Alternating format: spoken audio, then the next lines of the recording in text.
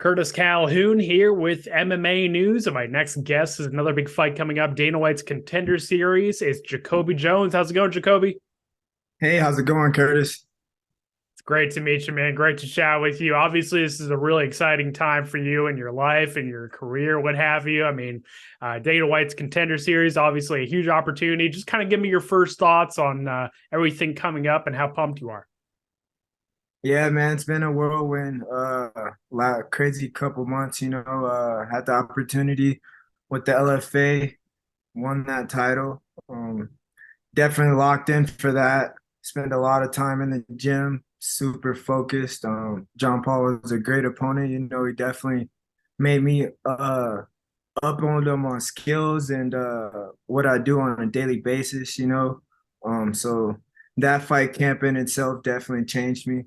Um, and then after the fight, I kind of let my hair loose. I kind of went on like a little victory lap, essentially. Um, did a couple of kids wrestling camps throughout the summer and was able to travel the country and do what I love most. That's coaching. Um, and then as soon as I got back into the gym, they were already knocking on the door. So I was super happy for the news and, I'm just really excited to get back in there. How quickly after you won the LFA lightweight title did you find out about Contender Series? Was it like a month later, or how much turnaround did you get? Honestly, I heard about it about a month ago from now. So Hmm.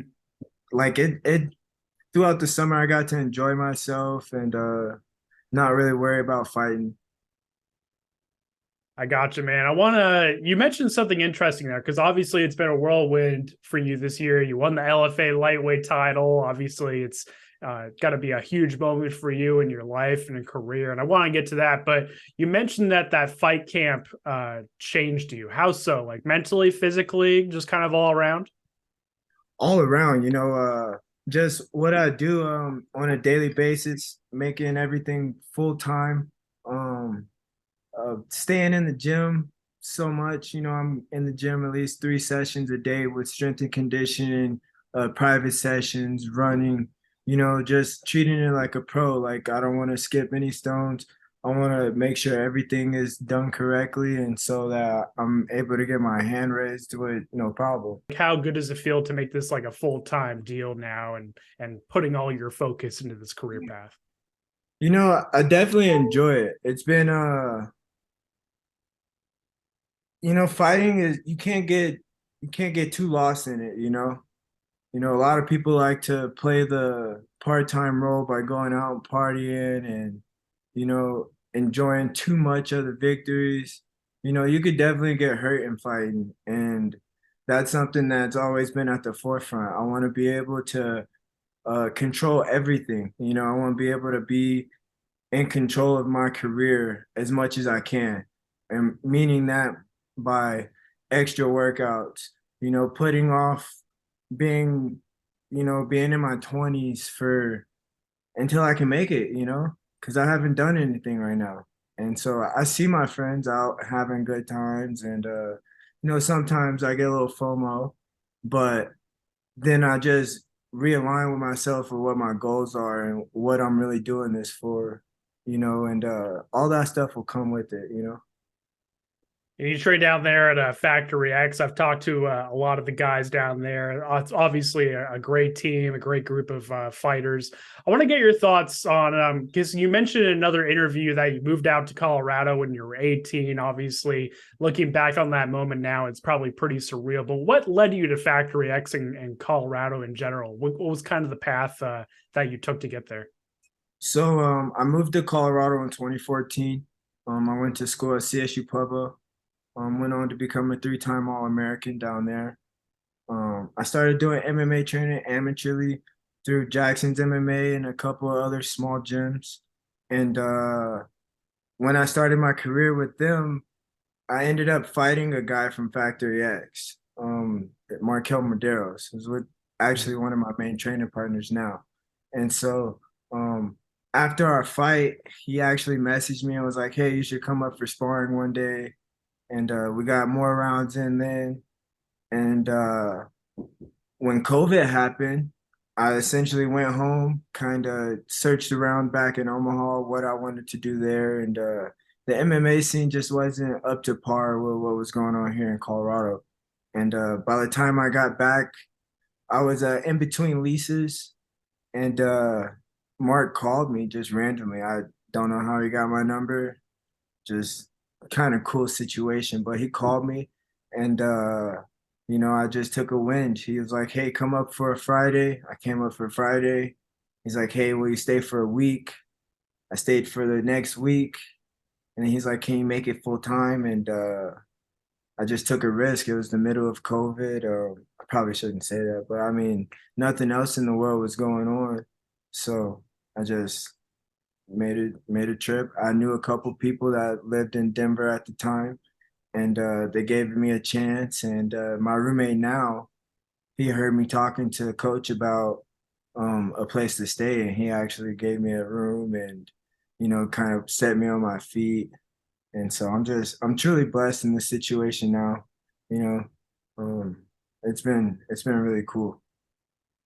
When you were competing in collegiate wrestling at Colorado State, was MMA ever on your, like how did MMA get on your radar? Like, was MMA ever the goal when you first started your collegiate wrestling career and all that? For me personally, no. I've always grown up watching it. Really close with Houston Alexander as a kid. Grew up with his kids, and just grew up watching the sport. But I never really thought about fighting. And then the way my career ended, I just the next day, so I was ranked number one in the country going into the regional tournament. Essentially, you place at my region, you're almost I don't want to say it, but almost guaranteed an All-American spot. You know, that's just how tough that Division II Western region is. And that senior year, I shit the bed at regionals, and I kid you not, Monday I went to the jujitsu gym. I just wanted to learn how to choke somebody. Like I was just really pissed, didn't really know what I wanted to do. And all the guys in the gym just kind of took advantage of it. They were like, "Hey, we have a wrestler here," and the striking coach was like, "Hey, if you teach me some takedowns, I'll teach you some striking." And just kind of went from there. And I met a lot of cool people and just took a chance. What are some of the biggest things that you feel like you've added to your overall game and kind of ways that you've grown since your only other loss earlier in your career? Like, obviously, you're on this win streak now. You're coming off of the LFA lightweight title, but what are some of the biggest things you've learned and grown over the last few fights? I think when I lost my first professional loss, I was in a real crazy state of mind. I was just wanting to win. I just wanted to fight over and over. I was seeing a lot of guys. It was around that time where a lot of guys were getting pulled up really quick. I thought maybe with my strutter or my stature and like my accomplishments, maybe I could get some hype if I just get a lot of wins really quick. And I just wasn't training as hard. I was, you know, overzealous with my wrestling. I thought that could overpower any jujitsu guy. I just wasn't getting those tough looks that were giving me danger. And I paid for it. But after that loss, I really like dove deep into jujitsu. Now I love it. I train jujitsu almost 3-4 times a week. I'm training with tough guys. I'm not shying away from the hardest rounds. Um, I'm putting myself against some of the toughest guys, the hardest, the heavier guys. So just challenging myself in different ways. Um, Doing more private sessions with my striking coaches, taking advantage of more strength and conditioning, road work, essentially trying to put in over 15 miles a week. Just crossing every box. Coming from Omaha, Nebraska, I got to ask you, like, how big of an inspiration is Terence Crawford with what he's done in his fighting career? I mean, I'm sure you've probably watched a good amount of his fights. Like, how big is he in that area, and how inspiring is it for you to see a guy like that come out of that area and have the success he has? Man, I love Bud. I'm thankful to be able to be um I wouldn't say in his circle, but I mean, I'm pretty close with Bud, I would say. To see everything go and transpire the way it has, it's beautiful. There's no other word for it. To come from such a small city and put us on the map and do it in such a great way, not having any hiccups along the way, setting forward with the youth, putting the kids first. Um, it's great to see. He's a hell of a role model. I always reach out to him whenever I just, feel discouraged anyway, or just, want to hear or see a thumbs up emoji or anything, a fist pound. You know, it's cool to see, and it's great to be a part of his era. What are some of the biggest things you feel like you've learned from Terrence? I mean, obviously, we could talk about fighting and all that stuff, but in terms of like mindset, like what are some of the biggest things you've taken away from those conversations with him in terms of how he approaches his career and mindset and all that? Just like I said earlier, don't skip anything, If you just stick to the basics, don't do anything that you've never done, Don't do anything crazy. Don't be out here doing any extra stuff. Just stick to the basics. Do your road work, you know. Don't pay attention to the social media stuff. All that stuff will pay in itself, you know.